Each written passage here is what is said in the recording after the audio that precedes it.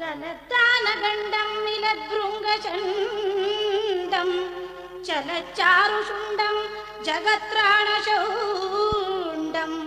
लसद्दन्तकाण्डं विपद्भङ्गचण्डं शिवप्रेमपिण्डं भजे वक्रतुण्डं वीणापाणिपरावाणि वाक्यश्रेणि विशारदे श्री ब्रह्माणि नमस्तुभ्यं मम वाणीं शुभां कुरु सत्यं शिवं सुन्दरमद्वितीयं जन्मक्रिया नाम गुणादिशून्यं भक्तैकसंरक्षणबद्धदीक्षं श्री सत्यसायिनमहं प्रणतोऽस्मि नित्यं नारायणं समारभ्य शङ्कराचार्यमध्यमम्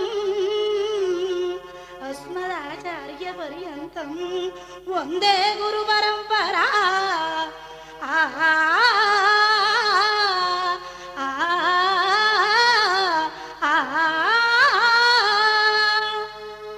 सिद्धगणसेवितं विघ्ननाशकं सिद्धगणसेवितं विघ्ननाशकं शीघ्रवराप्रसाददायकं सिद्धगणसेवितं विघ्ननाशकं शीघ्रवराप्रसाददायकं सदयं कपिलमुनिवरभावितं गुरुसेवासक्तं वेरं वंसा सनिपदनिपमपगामरे पारि सनि दरि मरि दरि सनि दारि दारि नि दा पम पगाम परिति महागणपति भजे लक्ष्मी रमण गोविंद गोविंद हर नमः पार्वती पतये हर हर ಮಹದೇವ ಕೀರ್ತನಾರಂಭ ಕಾಲದಲ್ಲಿ ದಾಸವರಿದ್ದರು ಅಪ್ಪಣೆ ಕೊಡಿಸ್ತಾ ಇದ್ದಾರೆ. ಏನು ಬೇಕಾ ಶಿವಗೆ ಮಗದೇವಗೆ ಏನು ಬೇಕಾ ಶಿವಗೆ ಮಗದೇವಗೆ ಲೋಕವನ್ನು ಸೃಷ್ಟಿಸಿದ ಭಗವಂತಗೆ ಏನು ಬೇಕಾ ಶಿವಗೆ ಮಗದೇವಗೆ ರವಿಗೆ ದೀಪವು ಬೇಕೆ ವರುಣಗರ್ಘ್ಯವದೇಕೆ ಚಂದ್ರನಿಗೆ ತಂಪಿನ ವ್ಯಜನ ಬೇಕೆ ಸೃಷ್ಟಿಸಿ ಲಯ ದೈವ ದೇವನಿಗೆ ವಸುವೇಕೆ ಸೃಷ್ಟಿಸಿ ಲಯ ದೈವ ದೇವನಿಗೆ ವಸುವೇಕೆ ವಸ್ತು ಭಾಗನವೇಕೆ ಐಶ್ವರ್ಯವೇಕೆ ಏನು ಬೇಕಾ ಶಿವಗೆ ಮಗದೇವಗೆ ಹರ ನಮಃ ಪಾರ್ವತಿ ಪತಯೇ ಹರ ಹರ ಮಹದೇವ. ಈ ವಿಶ್ವವನ್ನು ಸೃಷ್ಟಿಸಿದ ಭಗವಂತನಿಗೆ ನಮ್ಮಿಂದ ಏನು ತಾನೇ ಬೇಕಾಗಿದೆ? ಅವನು ಸ್ವಯಂ ಪರಿಪೂರ್ಣ ಸಚ್ಚಿದಾನಂದ ಸ್ವರೂಪ ನಿತ್ಯ ನಿರ್ಮಲ.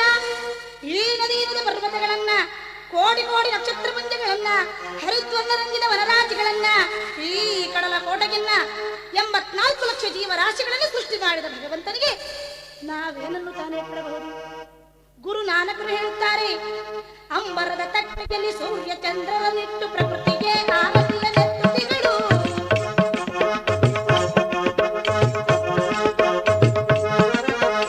ಅಂಬರದ ತಟ್ಟೆಯಲ್ಲಿ ಸೂರ್ಯ ಚಂದ್ರನಿಟ್ಟು ಪ್ರಕೃತಿಗೆ ಆರತಿಯ ನೆತ್ತುತಿಗಳು. ಮುತ್ತು ರತ್ನಗಳಂತೆ ಬೆಳಗುತ್ತಿಗ ತಾರಾತ ಮೂಕವೇ ಆಭರಣದಂತಪ್ಪಿದೆ. ಮಲಯ ಮಾರುತ ತಾನೆ ಮಧುರ ಗಂಧವ ಬೀಸಿ ಧೂಪದಾರತಿಯನ್ನು ಎತ್ತುತ್ತಿರುವುದು. ಅತ್ತಿತ್ತ ಚಲಿಸುತ್ತಿನ ವಾಯು ತಾನೆ ನಿನ್ನ ಶ್ರೀಮುಖಕ್ಕೆ ಚಾಮರವ ಬೀಸುತ್ತಿರುವುದು. ಹೊಸತನದಿ ಶೋಭಿಸುತ್ತ ನಲಿಗುತ್ತಿನ ಪುಷ್ಪವನ ದೀಪಮಾಲೆಯ ತರದಿ ಬೆಳಗುತ್ತಿರುವುದು. ಎಲ್ಲೆಲ್ಲೂ ಧ್ವನಿಸುತ್ತಿನ ಪ್ರಣವನಾದವೇ ಮಂತ್ರ ಎಂಥವದ್ಭುತವನ ವಿಶ್ವ ಪೂಜೆ. ಎಂಥವದ್ಭುತವಯ್ಯ ಪ್ರಕೃತಿ ಪೂಜೆ. ಎಂಥವದ್ಭುತವಯ್ಯ ಪ್ರಕೃತಿ ಪೂಜೆ ಎಂಬುದಾಗಿ ಹೇಳುತ್ತಾರೆ. ಇಂಥ ಭಗವಂತನಿಗೆ ನಾವೇನನ್ನು ತಾನೇ ಕೊಡಬಹುದು? ಶಂಕರ ಭಗವತ್ಪಾದರು ಹೇಳ್ತಾರೆ, ಕರಸ್ಥೆಗೆ ಮಾತ್ರ ಗಿರಿಶ ನಿಕಟಸ್ಥೇದನಪದವು ಗೃಹಸ್ಥೆ ಸ್ವರ್ಭೂಜಾಮರಸುರಭಿ ಚಿಂತಾಮಣಿಗಣೆ ಶಿರಸ್ಥೆ ಶೀತಾಂಶೌ ಚರಣಯುಗಲಸ್ಥೆ ಗಿರಜುವೆ ಕಮರ್ಥಂ ದಾಸ್ಯೀಗಂ ಭವ ಭವದು ಭವದತ್ತಂ ಮಮ ಮಗ.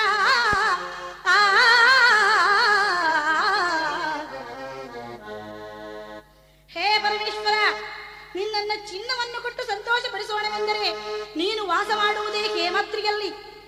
ಧನವನ್ನು ಕೊಟ್ಟು ನಿನ್ನನ್ನು ಸಂತೋಷ ಪಡಿಸೋಣವೆಂದರೆ ರಾಜರಾಜನೆಂದು ಪ್ರಸಿದ್ಧರಾದ ಕುಬೇರನೇ ನಿನ್ನ ಸನ್ನಿಧಿಯಲ್ಲಿ ಯಾವ ಸೇವೆ ಮಾಡಲಿ ಎಂಬುದಾಗಿ ಪ್ರಾರ್ಥಿಸುತ್ತಿದ್ದಾನೆ. ಸ್ವರ್ಗದ ವಸ್ತುಗಳಾದ ಕೇಳಿದ್ದನ್ನು ಕೊಡುವ ಕಲ್ಪವೃಕ್ಷ, ಚಿಂತಾಮಣಿ, ಕಾಮಧೇನು ಮುಂತಾದವುಗಳು ನಿನ್ನ ಮನೆಯ ಮುಂದೆ ಇವೆ. ಹೋಗಲಿ, ಅಭಿಷೇಕ ಮಾಡಿ ನಿನ್ನನ್ನು ಸಂತೋಷಪಡಿಸೋಣವೆಂದರೆ ಹಿಮಾಂಶುವೆಂದು ಪ್ರಸಿದ್ಧನಾದ ಚಂದ್ರನೇ ನಿನ್ನ ಶಿರದಲ್ಲಿದ್ದಾನೆ. ಸಕಲ ಶುಭಗಳು ನಿನ್ನ ಸಾನ್ನಿಧ್ಯದಲ್ಲಿಯೇ ಇದ್ದಾಗ ಹೇ ಸದಾಶಿವ, ನಿನಗೆ ನಾನೇನನ್ನು ಕೊಡಲಿ? ನಿನಗೋಸ್ಕರ ನನ್ನ ಮನಸ್ಸನ್ನೇ ಕೊಟ್ಟು ಬಿಡುತ್ತೇನೆ ಎಂಬುದಾಗಿ ಹೇಳಿದ್ದಾರೆ. ಇದನ್ನೇ ಗೋಪಾಲದಾಸರು ಕನಕಾಚಲವೇ ನಿನ್ನ ಕರದೊಳಗಿ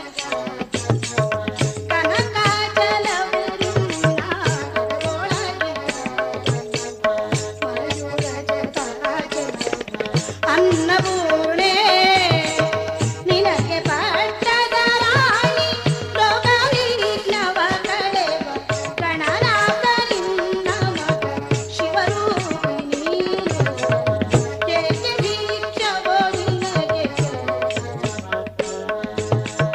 ಶ್ರೀಕಂಠ ನಿನ್ನ ಅನುಕೂಲ ವ್ಯಾರಿಗೋ ಏಕೆ ಭಿಕ್ಷವೋ ಕನಕಾಚಲವೇ ನಿನ್ನ ಧನರಾಶಿ, ಬೆಳ್ಳಿಯ ಬೆಟ್ಟವೇ ನಿನ್ನ ಮನೆ, ಸಾಕ್ಷಾತ್ ಅನ್ನಪೂರ್ಣೆಯೇ ನಿನ್ನ ಪಟ್ಟದ ರಾಣಿ, ಸಕಲರ ವಿಘ್ನಗಳನ್ನು ಕಳೆಯುವ ವಿಘ್ನೇಶನೇ ನಿನ್ನ ಮಗ. ನೀನು ಸ್ವಯಂ ಮಂಗಳಕಾರಕನಾದ ಶಿವ. ನಿನಗೆ ಯಾರಾದರೂ ಭಿಕ್ಷೆ ಹಾಕಬೇಕೇ ಎನ್ನುತ್ತಾರೆ ಗೋಪಾಲದಾಸ್. ಇಂಗ್ಲಿಷ್ನಲ್ಲಿ this whole universe is his creation. What will be effort to give him? He wants everything. Be an instrument in the hands of God. Let him use it for any purpose. He prefers, how can anyone question his will?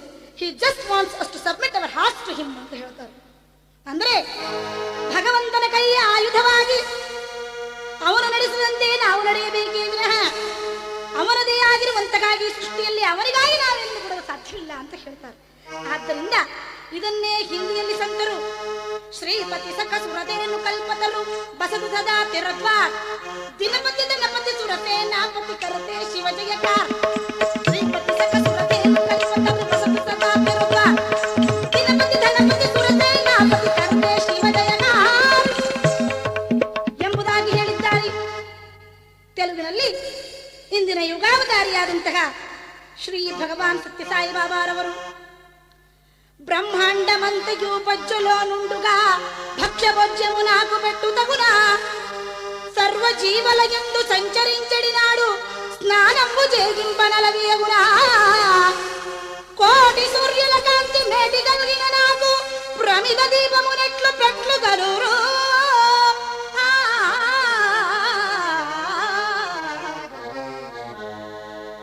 ಬ್ರಹ್ಮಾಂಡವೆಲ್ಲ ನನ್ನ ಹೊಟ್ಟೆಯಲ್ಲಿರುವಾಗ ನನಗೆ ಭಕ್ಷ್ಯಭೋಜ್ಯ ಒದಗಿಸಲಾದೀತೆ. ಸರ್ವ ಜೀವರಾಶಿಯಲ್ಲೂ ನಾನಿರುವಾಗ ನನಗೆ ಸರಿಯಾದ ಒಂದು ಹೆಸರಿಡಲಾದೀತೆ. ಸರ್ವ ಜಲರಾಶಿಯಲ್ಲೂ ಇರುವ ನನಗೆ ಸ್ನಾನ ಮಾಡಿಸಲಾದೀತೆ. ಕೋಟಿ ಸೂರ್ಯನ ಕಾಂತಿಯುಳ್ಳ ನನಗೆ ಹಣತೆ ಹಚ್ಚಿ ಬೆಳಗಿಸಲಾದೀತೆ ಎಂಬುದಾಗಿ ಹೇಳಿದ್ದಾರೆ. ಆದ್ದರಿಂದಲೇ ಜ್ಞಾನಿಗಳು ಏನು ಬೇಕಾ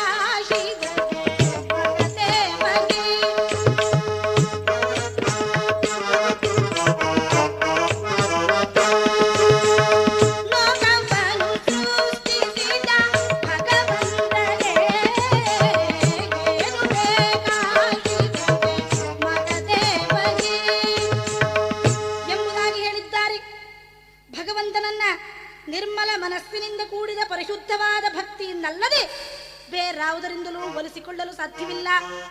ಇದಕ್ಕೆ ಉದಾಹರಣೆಯಾಗಿ ಇಂದು ಗಿರಿಜಾ ಕಲ್ಯಾಣ ಎಂಬ ಕಥಾಭಾಗವನ್ನ ಎಲ್ಲರೂ ಶ್ರದ್ಧೆಯಿಂದ ಶ್ರವಣ ಮಾಡೋಣ. ಹರ ನಮ ಪಾರ್ವತೀಪತಯೇ ಹರ ಮಹದೇವ ಓಷಧಿ ಪ್ರಪ್ತಪುರತಿ ಗಿರಿರಾಜ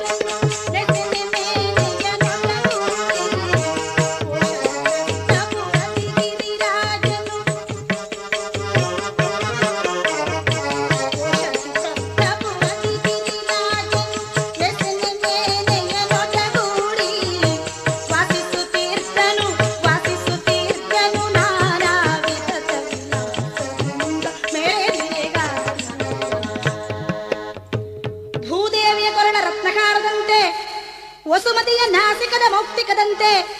ದಸೆಯೊಳಗೆ ಪೆಸರಡಿದು ಶೋಭಿಸುತ್ತಿದೆ ಆ ಓಷಧಿ ಪ್ರಸ್ಥ ನಗರ. ಈ ನಗರವನ್ನ ಹಿಮವಂತನೆಂಬ ಅರಸನಾಳುತ್ತಿದ್ದಾನೆ. ಮಹಾಕವಿಯಾದ ಕಾಳಿದಾಸ ಹೇಳುತ್ತಾನೆ, ಭಾರತದ ಉತ್ತರ ಭಾಗದಲ್ಲಿ ಅಸ್ತ್ಯುತ್ತರಸ್ಯಾಂ ದಿಶಿ ದೇವತತ್ಮ ಹಿಮಾಲಯೋ ನಾಮ ನಗಾಧಿರಾಜಗ ಪೂರ್ವಾಪರೌ ತೋಯನಿಧೀವಗಾಕ್ಯ ಸ್ಥಿತ ಪೃಥಿವ್ಯಾ ಇವ ಮಾನದಂಡಗ. ಈ ಭೂಮಿಯನ್ನು ಅಳೆಯುವ ಅಳತೆಗೋಲು ಎಂಬಂತೆ ಹಿಮಾಲಯನೆಂಬ ನಗಾಧಿರಾಜನು ಶೋಭಿಸುತ್ತಿದ್ದಾನೆ. ಇಂಥ ಹಿಮಾಲಯ ಪರ್ವತದ ಅಧಿದೇವತೆಗೆ ಈ ಹಿಮವಂತ ಮಹಾರಾಜ. ಅವನು ಶೂರನು, ಧಾರ್ಮಿಕನು, ಪ್ರಜಾರಂಜಕನೂ ಆಗಿದ್ದಾನೆ. ಈತನ ಪತ್ನಿಯ ಹೆಸರು ಮೇನೆ ಎಂಬುದಾಗಿ. ಮೇನಾ ಮುನೀನಾಮಭಿಮಾನನೀಯಾಂ. ಈ ಮೇನೆಯನ್ನ ಋಷಿಮುನಿಗಳು ಕೂಡ ಗೌರವಿಸುತ್ತಿದ್ದಾರೆ. ದಂಪತಿಗಳಿಬ್ಬರೂ ಕೂಡ ಸಾಮರಸ್ಯದಿಂದ ಜೀವನವನ್ನು ಸಾಗಿಸ್ತಾರೆ. ದಾಂಪತ್ಯದಲ್ಲಿ ಸಾಮರಸ್ಯ ಬಹುಮುಖ್ಯ. ಅದಕ್ಕೆ ಹೇಳ್ತಾರೆ ನೋಡಿ, success in marriage is not finding the right person but being the right person ಅಂತ ಹೇಳಿ. ತನಗೆ ಸಿಕ್ಕ ಸಂಗಾತಿಯೊಂದಿಗೆ ಯಾವ ರೀತಿ ನಡೆದುಕೊಂಡು ಜೀವನವನ್ನು ಸಾರ್ಥಕ ಮಾಡಿಕೊಳ್ಳುತ್ತಾರೆ ಎನ್ನುವುದು ಬಹುಮುಖ್ಯ. ಆದ್ದರಿಂದ ವೈವಾಹಿಕ ಜೀವನದಲ್ಲಿ ಸಾಮರಸ್ಯ ಬಹುಮುಖ್ಯ. ಲಕ್ಷ್ಮೀ ರಮಣ ಗೋವಿಂದ ಗೋವಿಂದ. ಇತ್ತ ಕಡೆ ಹಿಮವಂತ ಹಾಗೂ ಮೈನಾದೇವಿ ಅತ್ಯಂತ ಸಾಮರಸ್ಯದ ಜೀವನವನ್ನು ಸಾಗಿಸ್ತಾ ಇದ್ದಾರೆ. ಮೈನಾಕನೆಂಬ ಮಗನನ್ನು ಪಡೆದಿದ್ದಾರೆ. ಈ ರಾಜ ದಂಪತಿಗಳಿಗೆ ಆ ಜಗನ್ಮಾತೆಗೆನ್ನೇ ತನ್ನ ಮಗಳನ್ನಾಗಿ ಪಡೆಯಬೇಕೆಂಬ ಆಸೆಯಾಗಿದೆ. ಇದಕ್ಕೋಸ್ಕರ ಇಬ್ಬರೂ ಕೂಡ ಆ ತ್ರಿಪುರ ಸುಂದರಿಯನ್ನ ಅರ್ಚಿಸಿ ಪ್ರಾರ್ಥನೆ ಮಾಡ್ತಾ ಇದ್ದಾರೆ. ಮಾಣಿಕ್ಯ ವೀಣಾ ಮುಖಲಾಲಯಂತಿ ಮದಾಲಸಾಂ ಮಂಜುಳ ವಾಗ್ವಿಲಾಸಾಂ ಮಹೇಂದ್ರ ನೀಲದ್ಯುತಿ ಕೋಮಲಾಂಗಿ ಮಾತಂಗ ಕನ್ಯಾ ಮನಸಾ ಸ್ಮರಾಮಿ ಮಾತಂಗ ಕನ್ಯಾ ಮನಸಾ ಸ್ಮರಾಮಿ.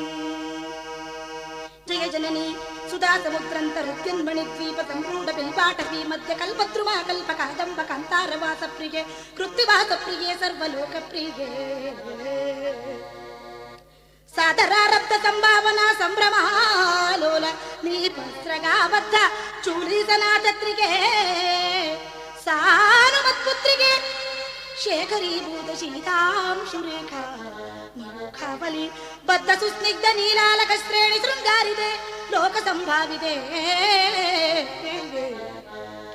ಕಾಮಲೀಲಾ ಧನುಸ್ಸನ್ನಿಭ ಭ್ರೂಲತ ಪುಷ್ಪ ಸಂದೋಗ ಸಂದೀಗ ಕೃಲ್ಲೋಚನೆ ವಾಕ್ಸುಧಾಸೇಚನೆ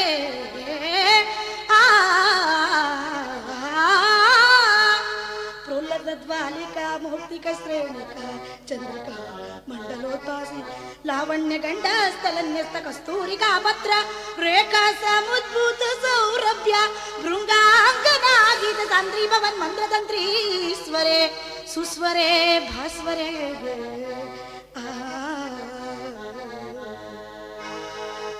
ವಾರಿಚಾಸನ ಮುರಾರಿ ಹರತಿ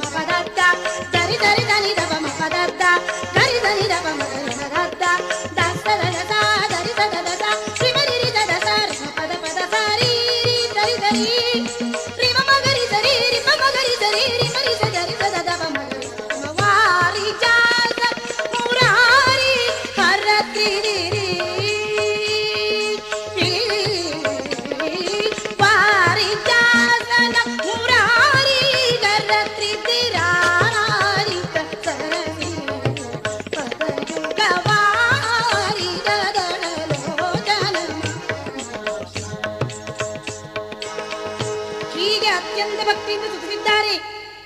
ಇವರ ಭಕ್ತಿಗೆ ಮೆಚ್ಚಿ ದೇವಿಯು ಪ್ರತ್ಯಕ್ಷಳಾಗಿ, ರಾಜನ್, ನಿನ್ನ ಭಕ್ತಿಗೆ ಮೆಚ್ಚಿದ್ದೇನೆ, ನಿನಗೆ ಏನು ವರ ಬೇಕು ಎಂದು ಕೇಳಿದ್ದಾಳೆ. ಆಗ ರಾಜನು, ತಾಯಿ, ನೀನೇ ನಮ್ಮ ಮಗಳಾಗಿ ಜನಿಸು ಎಂಬುದಾಗಿ ಪ್ರಾರ್ಥಿಸಿದ್ದಾನೆ. ವರ ಕೇಳುವಾಗಲೂ ಜಾಣ್ಮೆ ಬೇಕು ನೋಡಿ. ಕೃಷಿಕನೊಬ್ಬ ತಪಸ್ಸು ಮಾಡಿ ಶಿವನನ್ನು ಒಲಿಸಿಕೊಂಡ. ಶಿವ ಕೇಳಿದ, ಭಕ್ತ, ನಿನ್ನ ಭಕ್ತಿಗೆ ಮೆಚ್ಚಿದ್ದೇನೆ, ನಿನಗೆ ಏನು ವರ ಬೇಕು ಕೇಳು. ಕೃಷಿಕ ಏನು ಬೇಕಾದರೂ ಕೇಳಿಬಿಡಬಹುದಾಗಿತ್ತು, ಆದರೆ ವರ ಕೇಳುವ ಜಾಣ್ಮೆ ಇರಬೇಕಲ್ಲ. ಶಿವನ ಪಕ್ಕದಲ್ಲಿದ್ದ ದಷ್ಟಪುಟ್ಟವಾದ ವಾಹನವಾದ ನಂದಿಯನ್ನು ನೋಡಿದ.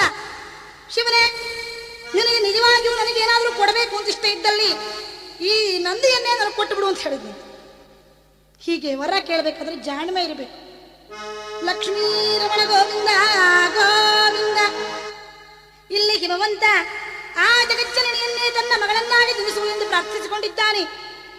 ತಥಾಸ್ತು ಎಂಬುದಾಗಿ ಹೇಳಿ ದೇವಿ ಅಂತರ್ಧಾನಳಾಗಿದ್ದಾಳೆ. ದಂಪತಿಗಳಿಗೆ ಅತ್ಯಾನಂದವಾಗಿದೆ. ಇತ್ತ ಆ ದೇವಿಯ ಅನುಗ್ರಹದಿಂದ ಮೇನಾದೇವಿ ಗರ್ಭಿಣಿಯಾಗಿದ್ದಾಳೆ. ಗರ್ಭಿಣಿಯಾದಂತಹ ಮೇನಾದೇವಿ ಹೇಗೆ ಕಾಣಿಸ್ತಾ ಇದ್ದಾಳೆ? ಜಲಜ ಮಿತ್ರನ ಬಿಂಬವನು ಮಾರ್ತಳೆದ ಸರಸಿಗೋ,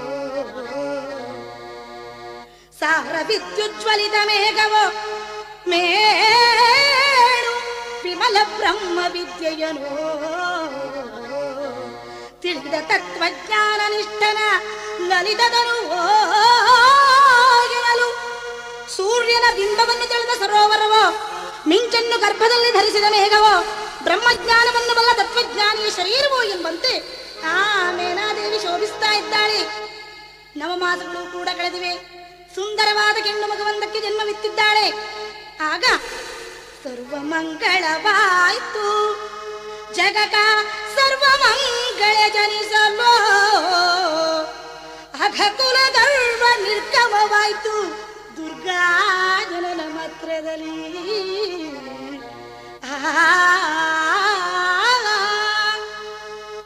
ಆ ಜಗಜ್ಜನನಿಯ ಜನನದಿಂದ ಲೋಕದಲ್ಲಿ ಮಂಗಳಕರವಾದ ವಾತಾವರಣ ಉಂಟಾಗಿದೆ.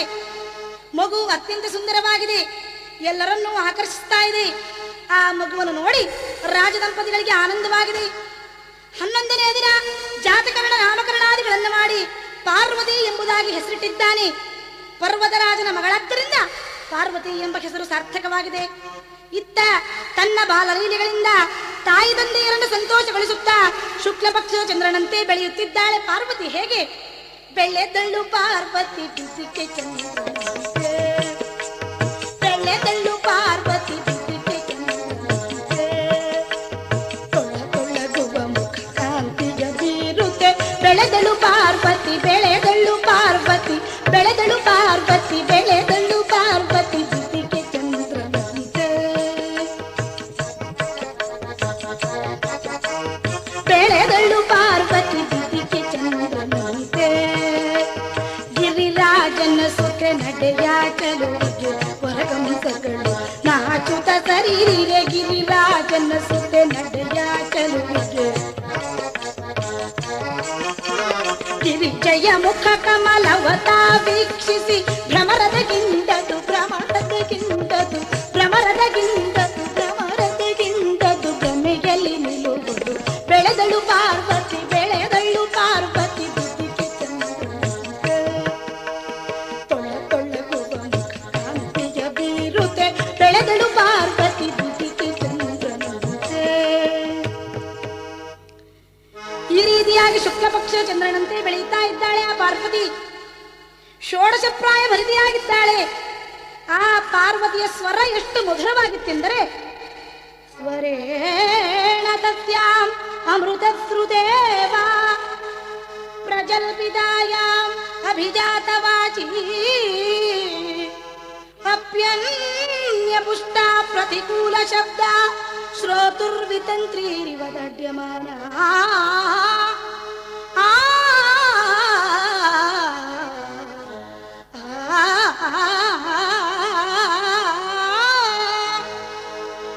ಆ ಪಾರ್ವತಿಯು ಮಾತನಾಡುತ್ತಿದ್ದಾಗ ಕೋಗಿಲೆ ಏನಾದರೂ ಕೂಗಿದರೆ ಆ ಕೋಗಿಲೆಯ ಧ್ವನಿಯು ವೀಣೆಯನ್ನು ನುಡಿಸಲು ಗೊತ್ತಿಲ್ಲದವನು ತಂತಿಯನ್ನು ಮೀಟಿದಂತೆ ಅಪಸ್ವರವಾಗಿ ಕೇಳಿಸ್ತಾ ಇತ್ತು.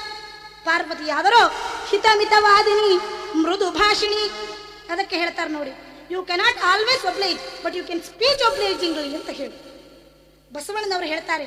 ನುಡಿದರೆ ಮುತ್ತಿನ ಹಾರದಂತಿರಬೇಕು, ನುಡಿದರೆ ಮಾಣಿಕ್ಯದ ಮುತ್ತಿನಂತಿರಬೇಕು, ನುಡಿದರೆ ಮುತ್ತಿನ ಹಾರದಂತಿರಬೇಕು, ನುಡಿದರೆ ಮಾಣಿಕ್ಯದ ಮುತ್ತಿನಂತಿರಬೇಕು, ನುಡಿದರೆ ಸ್ಫಟಿಕದ ಶಲಾಕೆಯಂತಿರಬೇಕು, ನುಡಿದರೆ ಸ್ಫಟಿಕದ ಶಲಾಕೆಯಂತಿರಬೇಕು, ನುಡಿದರೆ ಲಿಂಗ ಮೆಚ್ಚಿ ನುಡಿದರೆ ಲಿಂಗ ಮೆಚ್ಚಿ ನುಡಿದರೆ ಮುತ್ತಿನ ಹಾರದಂತಿರಬೇಕು, ನುಡಿದರೆ ಮುತ್ತಿನ ಹಾರದಂತಿರಬೇಕು. ಹಿಂದಿ ಸಂತರು ಇದನ್ನೇ ಐಸಿ ವಾನಿ ಬೋಲಿಗೆ ಮನಕ ಆಪ ಖೋಯೆ, ಐಸಿ ವಾನಿ ಬೋಲಿಗೆ ಮನಕ ಆಪ ಖೋಯೆ, और उनको शीतल करे आप को शीतल होए, और उनको शीतल करे आप को शीतल होए. ನಾವಾಡಿದ ಮಾತಿನಿಂದ ನಮಗೂ ಉದ್ವೇಗ ಆಗಬಾರದು, ಅದನ್ನ ಕೇಳಿದವರನ್ನೂ ಉದ್ವೇಗಗೊಳಿಸಬಾರದು. ಅಂದ್ರೆ ನಮಗೂ ಬಿಸಿ ಆಗಬಾರದು, ಬೇರೆಯವರಿಗೂ ಬಿಸಿ ಆಗಬಾರದು. ಲಕ್ಷ್ಮೀ ರಮಣ ಗೋವಿಂದ ಗೋವಿಂದ. ಇತ್ತ ಕಡೆಯಲ್ಲಿ ಪಾರ್ವತಿಯ ಸ್ವರ ಬಹಳ ಮಧುರವಾಗಿದೆ. ಇವಳ ಸೌಂದರ್ಯವನ್ನು ವರ್ಣಿಸಿ ಸೋತು ಕೊನೆಗೆ ಒಂದೇ ಒಂದು ಶ್ಲೋಕದಲ್ಲಿ ಈ ರೀತಿ ಹೇಳ್ತಾನೆ ಕಾಳಿದಾಸ. ಸರ್ವೋಪಮದ್ರವ್ಯ ಸಮುಚ್ಚಯೇನ ಯಥಾ ಪ್ರದೇಶಂ ವಿನಿವೇಶಿತೇನ ಸಾ ನಿರ್ಮಿತಾ ವಿಶ್ವಸೃಜಾ ಪ್ರಯತ್ನಾತ್ ಏಕಸ್ಥ ಸೌಂದರ್ಯ ದಿದೃಕ್ಷಯೇವ.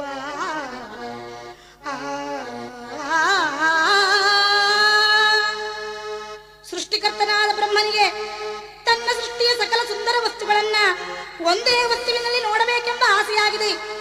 ಆಗ ಅವನು ಎಲ್ಲ ಉಪಮಾ ವಸ್ತುಗಳ ಸೌಂದರ್ಯದಿಂದ ಪಾರ್ವತಿಯನ್ನು ನಿರ್ಮಾಣ ಮಾಡಿದ. ಅಂದರೆ ಕಮಲದಳದಂತಹ ಕಣ್ಣು, ಸಂಪಿಗೆಯಂತಹ ನಾಸಿಕ, ಬಿಂಬಾಧರ, ಚಂದ್ರನಂತಹ ಮುಖ, ಶಂಖದಂತಹ ಕಂಠ, ಸಿಂಹದಂತಹ ಕಟಿ. ಒಟ್ಟಿನಲ್ಲಿ ಪಾರ್ವತಿಯು ಅನುಪಮ ಸುಂದರಿಯಾಗಿ ಬೆಳೆಯುತ್ತಾ ಇದ್ದಾಳೆ. ಆ ಶಂಭುವನ್ನೇ ಪತಿಯನ್ನಾಗಿ ವರೆಸುವೆನೆಂಬ ಪಣ ತೊಟ್ಟಿದ್ದಾಳೆ. ಕೈಲಾಸದಲ್ಲಿರುವ ಶಂಭುವನ್ನ ಇಲ್ಲಿಗೆ ಕರೆಸುವ ಬಗೆ ಹೇಗೆಂದು ಚಿಂತಾಕ್ರಾಂತನಾಗಿದ್ದಾನೆ ಅಂತ. ಹೀಗಿರುತ್ತಿರಲಾಗಿ ಇತ್ತ ಕಡೆಯಲ್ಲಿ ಒಮ್ಮೆ ನಾರದ ಮಹರ್ಷಿಗಳು ನಾರಾಯಣನ ನಾಮಸ್ಮರಣೆಯನ್ನು ಮಾಡ್ತಾ ಪರ್ವತರಾಜನ ಆಸ್ಥಾನಕ್ಕೆ ಬಂದಿದ್ದಾರೆ. ಹರಿ ಮುರಾರಿ ಮುಕುಂದ ಮಾಧವ ಸುರನಮಿತ ಜಗದೀಶ ಪೀತಾಂಬರ ಸುಶೋಭಿತ ಕೊರಳ ತುಳಸಿಗಾರ ವೇಣುಧರ ಪರಮ ಮಂಗಳ ಮೂರ್ತಿ, ಪರಮ ಮಂಗಳ ಮೂರ್ತಿ ದುರಿತಾಂಕುರ ವಿನಾಶಕ ಭಕ್ತ ರಕ್ಷಕ ನಿರುತರ ಮಿಸುವೆ ನಿನ್ನ ಚರಣಾಂಬುಜಗೆ ಗಿರಿಧಾರಿ.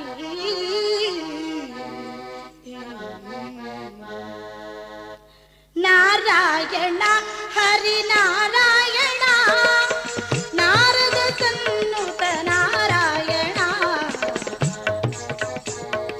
ನಾರಾಯಣ ಹರಿ ನಾರಾಯಣ ನಾರದ ಸನ್ನುತ ನಾರಾಯಣ, ನಾರಾಯಣ ನಾರಾಯಣ ನಾರಾಯಣ ನಾರಾಯಣ ನಾರಾಯಣ ನಾರಾಯಣ.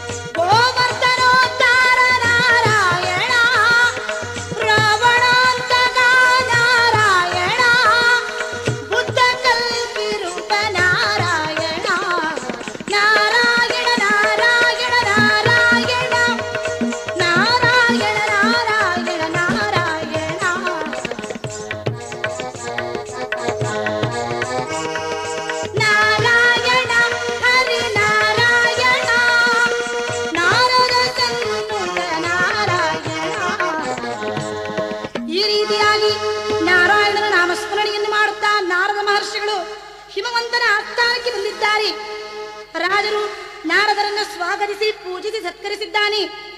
ಆಗ ನಾರದರು, ರಾಜ, ನಿನ್ನ ಮುಖವೇಕೆ ಬಾಡಿದೆ? ನಿನಗೇನು ಚಿಂತೆ? ನನ್ನಲ್ಲಿ ತಿಳಿಸಬಾರದೆ ಎಂಬುದಾಗಿ ಕೇಳಿದ್ದಾರೆ.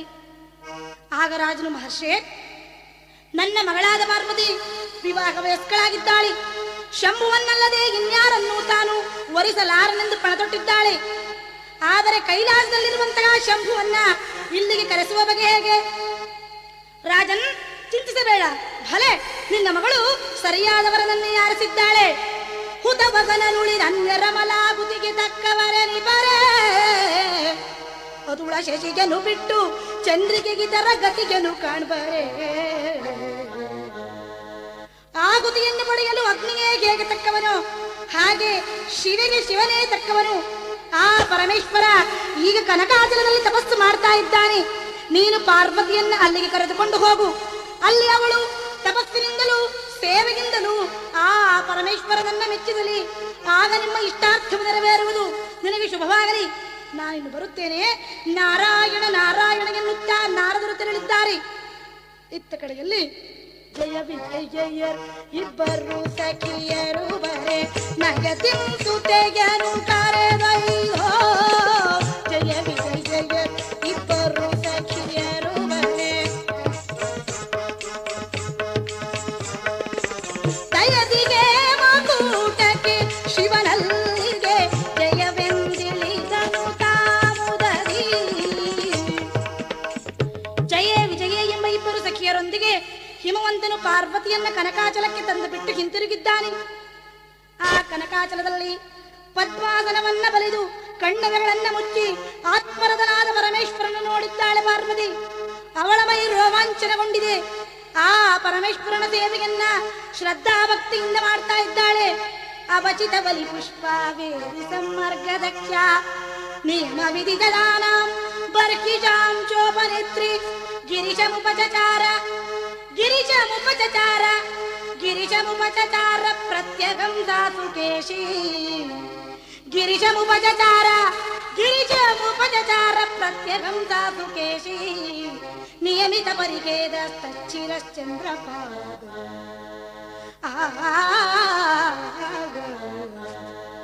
ಆ ಸುಕೇಶಿನಿಯಾದ ಪಾರ್ವತಿಯು ಶಿವನಿಗೆ ಪೂಜೆಗೆಂದು ಹೂಗಳನ್ನು ಸಂಗ್ರಹಿಸುತ್ತಾಳೆ. ಅವನು ತಪಸ್ಸು ಮಾಡುತ್ತಿದ್ದ ವೇದಿಕೆಯನ್ನು ಶುಚಿಗೊಳಿಸುತ್ತಾಳೆ. ಶಿವನಿಗಾಗಿ ದರ್ಭೆಯನ್ನು ತರುತ್ತಾಳೆ. ಈ ರೀತಿ ಅವಳು ಯಾವುದೇ ರೀತಿ ವಿಶ್ರಾಂತಿ ತೆಗೆದುಕೊಳ್ಳದೆ ಶಿವನ ಸೇವೆಯನ್ನು ಮಾಡ್ತಾ ಇದ್ದಾಳೆ. ಹೀಗೆ ಮಾಡುತ್ತಿರುವಾಗ ಅವಳಿಗೆ ಏನಾದರೂ ಆಯಾಸವಾದರೆ ಆಗ ಶೀತಾಂಶ ಎಂದು ಪ್ರಸಿದ್ಧನಾದ ಪರಶಿವನ ಶಿರದಲ್ಲಿರುವಂತಹ ಚಂದ್ರ ಅವಳನ್ನು ನೋಡಿ ತನ್ನ ತಂಪಾದ ಕಿರಣಗಳಿಂದ ಅವಳಿಗೆ ಆಹ್ಲಾದವನ್ನು ಉಂಟು ಮಾಡುತ್ತಿದ್ದ ವಿನಃ ಅವಳು ವಿಶ್ರಾಂತಿ ತೆಗೆದುಕೊಳ್ತಾ ಇರಲಿಲ್ಲ. ಇತ್ತ ಕಡೆಯಲ್ಲಿ ಏನಾಗಿದೆ?